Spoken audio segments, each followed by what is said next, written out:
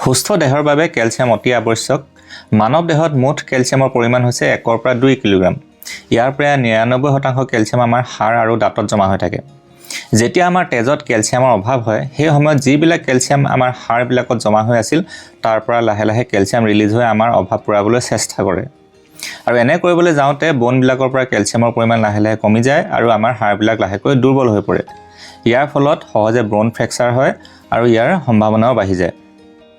ই কেৱল হাড় বা দাঁত মজবুত কৰি ৰখাত সহায় কৰে এনে নহয়, বৰঞ্চ হৃদযন্ত্ৰৰ সঠিকভাৱে চলি থকা, কটা চিঙা হ'লে তেজ গোট মৰা, মাছল কণ্ট্ৰেকশ্যন হোৱা, হৰমন ৰিলিজ আৰু নাৰ্ভৰ সঠিক কাৰ্য সম্পাদনতো কেলছিয়ামে এক গুৰুত্বপূৰ্ণ ভূমিকা পালন কৰে। ইয়াৰ পৰা আমি অনুমান কৰি ল'ব পাৰোঁ যে এই কেলছিয়াম আমাৰ হাড় বা দাঁতৰ বাবে কিমান প্ৰয়োজনীয়। এতিয়া আমি কেলছিয়ামৰ ডেফিচিয়েঞ্চি হৈছে বুলি আমি কেনেকৈ গম পাম তাক এবাৰ জানি লওঁ আহক। কাণৰ সন্মুখ ভাগত অলপ যদি তলত আমি যদি আঙুলিয়াৰ টুকুৰ এটা মাৰি চাওঁ, তেন্তে মুখৰ সেইফালৰ অংশটোৰ মাচলবিলাক হঠাতে সংকোচন হোৱা দেখা যায়। ই কেলছিয়াম ডেফিচিয়েঞ্চিৰ এটা লক্ষণ। ইয়াক কনফাৰ্ম হ'বলৈ আমি ব্লাডৰ কেলছিয়ামৰ টেষ্টটো কৰিব পাৰোঁ। তথাপিও কেলছিয়াম ডেফিচিয়েঞ্চিৰ কিছুমান লক্ষণ আমি মন কৰিব লাগে। কেলছিয়াম ডেফিচিয়েঞ্চিৰ কেতিয়াবা কোনো লক্ষণ নোহোৱাকৈ থাকিব পাৰে। ডেফিচিয়েঞ্চি বেছিকৈ হ'লে টিটেনি হ'ব পাৰে, য'ত আমাৰ মাচলবিলাক বেছিকৈ সংকুচিত হৈ পৰে আৰু ই আমাক বিপদত পেলাব পাৰে। মাংসপেশীৰ দুৰ্বলতা, হাত ভৰিৰ কামোৰণি, উইকনেছ, এনজাইটি আৰু ডিপ্ৰেছনো কেলছিয়াম ডেফিচিয়েঞ্চিৰ লক্ষণ হ'ব পাৰে। ভাগৰ লাগি থকা, কথা মনত ৰাখিব নোৱাৰা, কোনো কাম নাইবা পঢ়া শুনাত মনোযোগ কৰিব নোৱাৰা আদিও কেলছিয়ামৰ অভাৱৰ বাবে হোৱা দেখা যায়। ইয়াৰ উপৰিও শুকান ছাল, চুলি সৰা, নখবিলাক সহজতে ভাঙি যোৱা, দাঁতৰ ৰোগ, সহজে ফ্ৰেকচাৰ আদি হ'লে আমি কেলছিয়ামৰ অভাৱ হোৱা বুলি সন্দেহ কৰিব লাগে। গুৰুতৰ হাইপ'কেলচিমিয়া বা দেহত কেলছিয়ামৰ পৰিমাণ অতি বেছিকৈ কমি গ'লে আমাৰ দেহত বহু কমপ্লিকেশ্যনে দেখা দিব পাৰে। ইয়াৰ ফলত হৃদযন্ত্ৰৰ ছন্দ বিঘ্নিত হোৱা যেনে কাৰ্ডিয়াক এৰিথমিয়া, শ্বাসনলী সংকোচন হৈ যোৱা আৰু আনকি চিজাৰ পৰ্যন্ত হ'ব পাৰে। কেলছিয়াম আমি কোনবিলাক খাদ্যৰ পৰা পাব পাৰোঁ তাক এবাৰ জানি লওঁ আহক।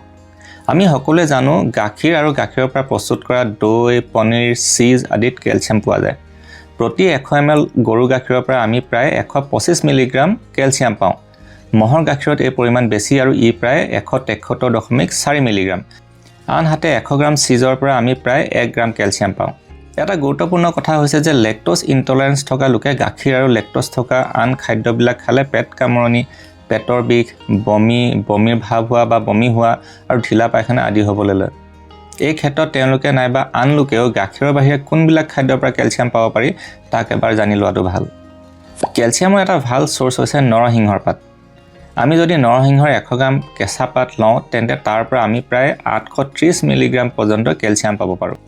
আনহাতে প্ৰতি 100 গ্ৰাম শুকান নৰসিংহৰ পাতত ইয়াৰ প্ৰায় দুগুণতকৈও বেছি কেলছিয়াম পোৱা যায় আৰু ই প্ৰায় 2040 মিলিগ্ৰাম। ইয়াৰ উপৰিও নৰসিংহৰ পাতৰ পৰা আমি beta carotene, folic acid, riboflavin যাক আমি ভিটামিন B2 বুলি জানো, vitamin C, iron, phosphorus, zinc আদিও পাওঁ। পৰম্পৰা আৰু বৈজ্ঞানিক গৱেষণা দুয়োটাৰ সমৰ্থনেৰে প্ৰমাণিত এই পাতবিধ প্ৰকৃতিৰ এক বহু কাৰ্যক্ষম ঔষধীয় উদ্ভিদ। ইয়াক আমি কেঁচাকৈও খাব পাৰোঁ আৰু ইয়াক শুকুৱাই গুড়ি কৰি ইউজ কৰিব পৰা যায়। শুকুৱালে কিন্তু ইয়াক এয়াৰ ড্ৰাই কৰিব লাগে। এয়াৰ ড্ৰাই মানে হৈছে এই পাতবিলাক ছাঁত শুকুৱাই ল'ব লাগে। ডাইৰেক্ট ৰ'দত শুকুৱালে ইয়াৰ আন গুণাগুণবিলাক নাইকিয়া হ'ব পাৰে। শুকুৱাৰ পাছত ইয়াক ভালদৰে গুড়ি কৰি টাইট কণ্টেইনাৰ এটাত ভৰাই ল'ব আৰু মাজে মাজে ইউজ কৰিব। এই পাউডাৰ আমি খোৱা চাটনি, খোৱা আটা বা আন কোনো খোৱা বস্তুৰ লগত মিহলি কৰি ল'ব পৰা যায়। ইয়াৰ চৰ্বত বনাইও আপোনালোকে খাব পাৰে। কেলছিয়ামৰ আৰু এটা ভাল চ'ৰ্চ হৈছে তিল।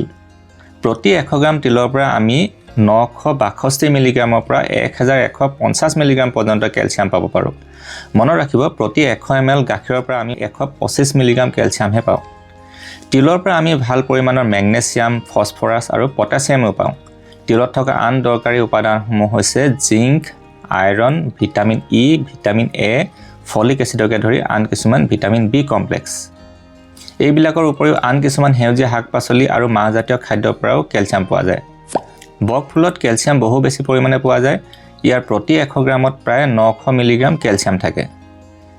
জিলমিল শাক আমি সকলোৱে চিনি পাওঁ। এই জিলমিল শাকৰ প্ৰতি 100 গ্ৰামত প্ৰায় 211 মিলিগ্ৰাম কেলছিয়াম পোৱা যায়। কিন্তু এই শাকত অক্সেলেটো পোৱা যায়, যি ইয়াৰ পৰা পোৱা কেলছিয়ামৰ পৰিমাণ অলপ কমাই দিব পাৰে। সেউজীয়া মৰিচা শাকৰ প্ৰতি 100 গ্ৰামত প্ৰায় 330 মিলিগ্ৰামকৈ কেলছিয়াম পোৱা যায়। ৰঙা মৰিচা শাকত কেলছিয়াম সেউজীয়া মৰিচাতকৈ অলপ কম আৰু ই প্ৰায় 245 মিলিগ্ৰাম।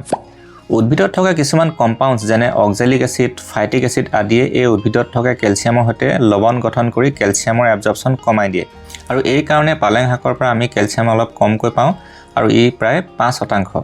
ইয়াৰ বিপৰীতে গাখীৰৰ পৰা কেলছিয়ামৰ শোষণ বহু বেছিকৈ হয় আৰু ই প্ৰায় 27%। ব্ৰকলি, বন্ধাকবি আদিত অক্সালিক এচিড আৰু ফাইটিক এচিড বহু কম পৰিমাণে থাকে কাৰণে এইবিলাকৰ পৰা কেলছিয়ামৰ এবজৰ্পশ্যন ভালদৰে হয়। কিন্তু এইবিলাক বস্তুৰ পৰা পোৱা কেলছিয়ামৰ পৰিমাণ তুলনামূলকভাৱে বহু কম। তথাপিও কমকৈ হ'লেও প্ৰতিবাৰ খাওঁতে আমি ডেফিনেটলি এইবিলাকৰ পৰা কেলছিয়াম পায়ে থাকোঁ। যেতিয়া আমি বিভিন্ন ধৰণৰ খাদ্য একেলগে খাওঁ তেতিয়া অক্সালিক এচিড আৰু ফাইটিক এচিডৰ সৈতে হোৱা এই ধৰণৰ আন্তঃক্ৰিয়াসমূহে সাধাৰণতে পুষ্টি দিশৰ পৰা আমাৰ ওপৰত অতি সামান্যহে প্ৰভাৱ পেলায়। কেলছিয়ামৰ আন এটা ভাল চ'ৰ্চ হৈছে চয়াবিন। প্ৰতি 100 গ্ৰাম বগা চয়াবিনত 195 মিলিগ্ৰাম আৰু ব্ৰাউন চয়াবিনত প্ৰায় 239 মিলিগ্ৰাম কেলছিয়াম পোৱা যায়। আৰু এবিধ মাহজাতীয় খাদ্য য'ৰ পৰা আমি কেলছিয়াম পাওঁ সেইবিধ হৈছে ৰাজমাহ। প্ৰতি 100 গ্ৰাম ৰাজমাহত 126 পৰা 134 মিলিগ্ৰাম কেলছিয়াম থাকে। চয়াবিন আৰু ৰাজমাহত ভাল পৰিমাণৰ প্ৰটিনো পোৱা যায়। আৰু এবিধ মাহজাতীয় খাদ্য যিটো আমি সাধাৰণতে বেছি ইউজ নকৰোঁ সেইবিধ হৈছে চিয়া চিড। চিয়া চিডৰ প্ৰতি 100 গ্ৰামত 456 পৰা 631 মিলিগ্ৰাম কেলছিয়াম থাকে। এই চিয়া চিডবিলাক ভাৰতীয় খাদ্য নহয় আৰু ইয়াৰ উৎপত্তিস্থল হৈছে মেক্সিকো। তথাপিও ইয়াৰ বহু হেল্থ বেনিফিট থকাৰ কাৰণে আজিকালি আমাৰ দেশতো ইয়াৰ প্ৰচলন লাহে লাহে বাঢ়িবলৈ লৈছে। চিয়া চিডত কেলছিয়ামৰ উপৰিও ভাল পৰিমাণৰ অমেগা 3 ফেটি এচিড, প্ৰটিনছ আৰু ফাইবাৰ পোৱা যায়। ইয়াক আমি খোৱা দৈ, গাখীৰ আদিৰ লগত মিহলি কৰি খাব পাৰোঁ নাইবা নাৰিকলৰ পানী বা নেমুৰ পানীৰ লগতো ইয়াক মিহলি কৰি খাব পাৰোঁ।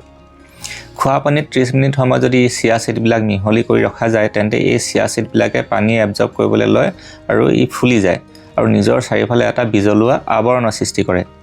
এই পানীও চিয়া চিডৰ লগতে একেলগে খাব পৰা যায়। আমি চালাডৰ লগতো ইয়াক মিক্স কৰি খাব পাৰোঁ। গোটাকৈ খাব নিবিচাৰিলে ইয়াক শুকানকৈ অলপ গৰম কৰি লৈ গুড়ি কৰি ব্যৱহাৰ কৰিব পৰা যায়। এটা কথা মনত ৰাখিব, ভিটামিন ডিৰ অভাৱত আমি খোৱা কেলছিয়ামৰ এবজৰ্পশ্যন হ'ব নোৱাৰে আৰু সেইকাৰণে আমি কেলছিয়াম খালেও আমাৰ শৰীৰে কেলছিয়ামখিনি ভালদৰে পাব নোৱাৰে। ভিটামিন ডিৰ বিষয়ে যদি আপোনালোকে ভালদৰে জানিব বিচাৰে তেনেহ'লে এই ভিটামিনবিধৰ ওপৰত মই প্ৰস্তুত কৰা ভিডিঅ'টো আপোনালোকে সময় পালে চাব পাৰে। আশা কৰোঁ আপোনালোকে আজি বহুতো নতুন আৰু নজনা কথা জানিব পাৰিলে। আজিলৈ মই ইয়াতে সামৰিছোঁ। এটা নতুন ভিডিঅ' লৈ মই আপোনালোকৰ ওচৰলৈ আকৌ এবাৰ আহিম। আপোনালোক সকলোৱে স্বাস্থ্যৱান হৈ থাকক আৰু হেল্ডি হৈ থাকক। নমস্কাৰ।